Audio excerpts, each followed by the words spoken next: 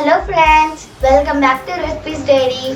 నిన్న నాకు స్వీట్ అంటే ఇష్టమని మా నాన్నమ్మ కజ్జికాయలు చేసింది. ఈరోజు మా చెల్లికి ఉప్పు చెక్కలు అంటే ఇష్టం, సో మా నాన్నమ్మ ఉప్పు చెక్కలు చేస్తుంది. నాకు చెక్కలు అంటే చాలా ఇష్టము, అందుకే మా నాన్నమ్మ ఈరోజు చేస్తుంది. మా నాన్నమ్మకి ఉప్పు చెక్కలు చేయడంలో నేను సాయం చేస్తున్నాను. So let's start making the process.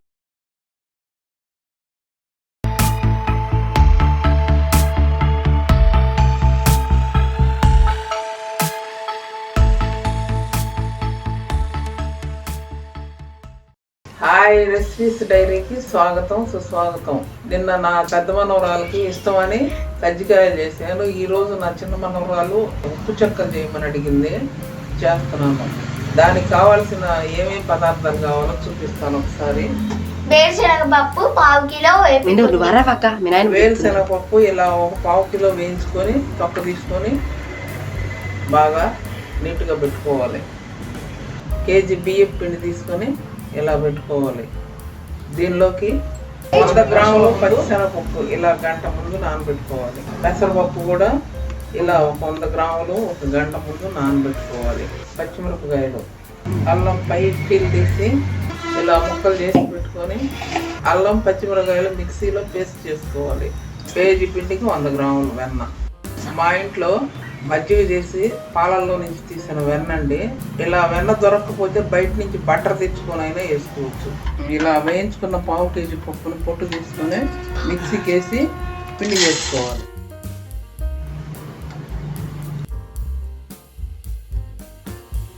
అల్లం పచ్చిమిరకాయ ముక్కలండి, కారం, టేస్ట్ కోసం అల్లం ఈ మిక్సీలో వేసుకొని పేస్ట్ చేసుకోవాలి. ఇప్పుడు వేసి పేస్ట్ చేసుకుంటున్నాం. మేము లావు కొడతామండి. ఈ విధంగా పేస్ట్ చేసి పెట్టుకున్న అల్లం పచ్చిమిరకాయ పేస్ట్ని వేసుకోవాలి.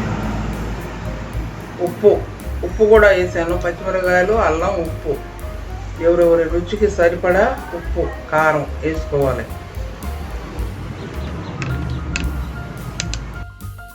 కొంచెం కారం అండి, ఈ కలర్ కోసం అని కొద్దిగా కారం వేస్తున్నాను. కారం అవసరం లేదనుకుంటే వేసుకోవాలి. ఇదిగోండి 100 గ్రాముల పచ్చిశనగపప్పు నానబెట్టుకున్న ముంచుకున్నవి వేస్తున్నాం.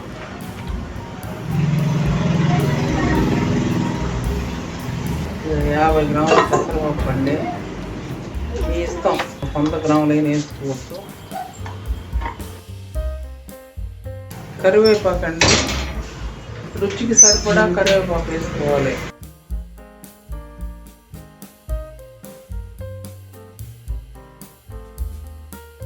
అన్నీ వేసి ఇలా కలుపుకోవాలండి.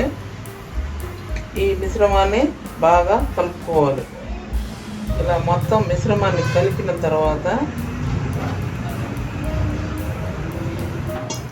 ఇగో ఒక చిన్న టీ గ్లాస్ నీళ్ళు చల్లుకొని చూసుకొని వేసుకుంటుండాలి.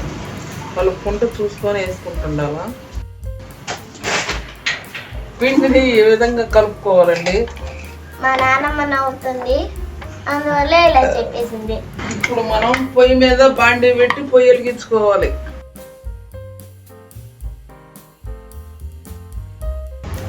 ఇలా కాగితం కట్ చేసుకొని కాగితానికి నూనె రాసి ఇలా పూరి మిషన్ తీసుకొని దానిపైన ఇలా కాగితం వేసుకొని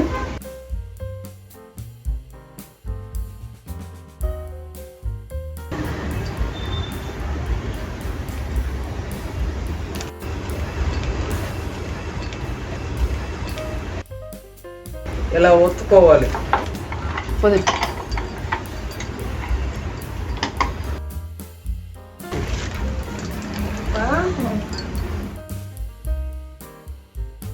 ఇలా చేసి పెట్టుకొని ఒక్కోటి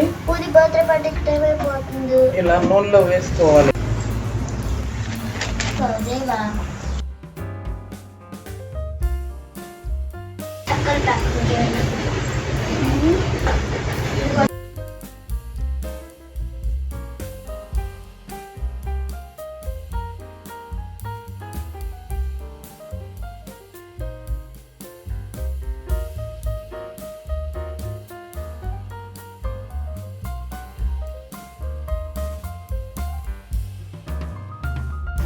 ఇవ్వండి ఈ కాలిన ఉప్పు చెక్కలు అండి.